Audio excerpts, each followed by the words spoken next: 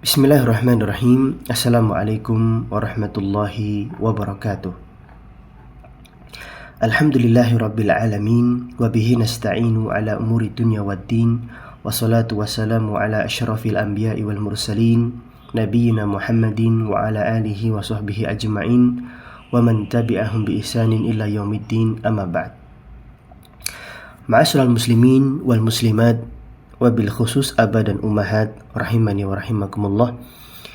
Ini adalah halaqah pertama kita dalam pembahasan kitab Sifatus Shaumin Nabi sallallahu alaihi wasallam fi Ramadan, yaitu tentang sifat puasa Nabi Muhammad sallallahu alaihi wasallam pada bulan Ramadan.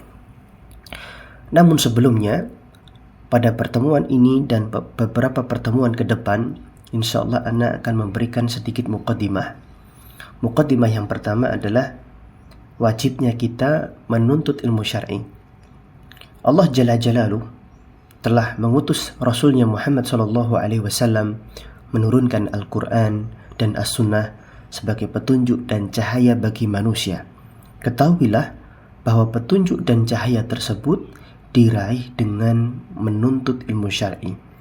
Oleh karenanya, Rasul sallallahu alaihi wasallam menjelaskan kepada kita tentang hukum menuntut ilmu syar'i.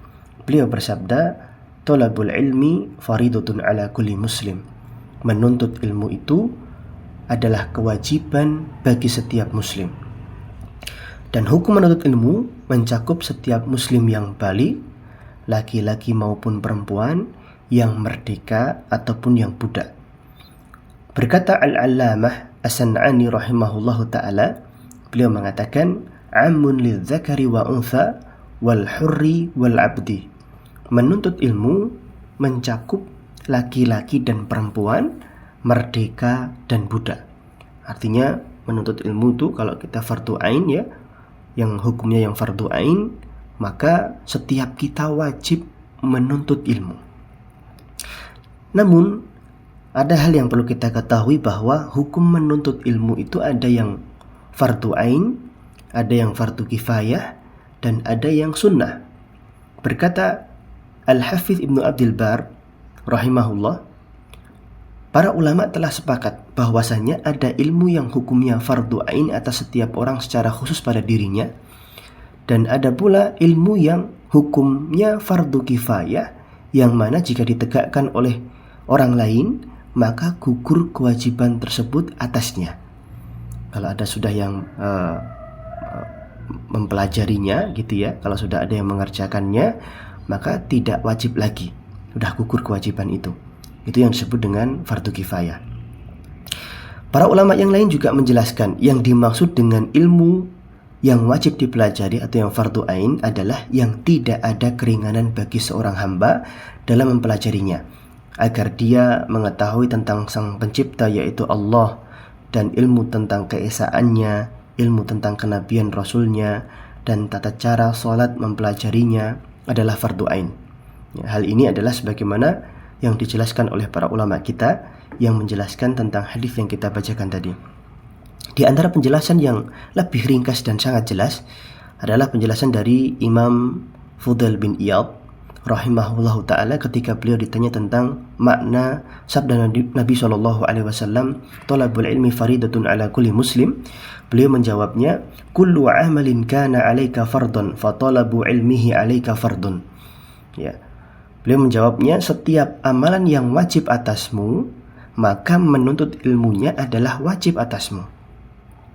Ya.